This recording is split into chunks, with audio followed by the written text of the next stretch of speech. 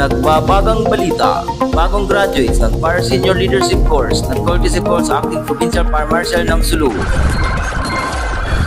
Nag-courtesy call ngayong araw sa tanggapan ni Acting Provincial Fire Marshal Senior Inspector Jason Tiahidjon ng Bureau of Fire Protection Sulu ang apat na BFP Sulu personnel na matagumpay na nagtapos ng Fire Senior Leadership Course. Ang mga nagtapos ay sina SFO2 Muhammad Salipras T.S. Sadjail, SFO2 Idris D. Anadin, SFO2 Arwin J. Hadzihil at SFO2 Setmar H. Hari. Isang karagdagang karangalan ang pagkamit ni SFO2 Hadzihil ng top 4 sa kanilang batch, patunay ng kanyang dedikasyon at husay sa larangan ng pamumuno at serbisyo. Samantala, masayang ibinahagi ng apat sa kanilang courtesy call ang mga karanasan at mahalagang kaalaman na kanilang natutunan sa Fire Senior Leadership Course. Kasabay ng pagbati at pagkikayat mula sa Acting Provincial Fire Marshal ay ang pagbabalik ng apat sa kanilang mga tungkulin dala ang bagong kaalaman at mas matibay na pananagutan. Dahil ang tunay na leader ay hindi lamang sumusunod sa yapak ng iba,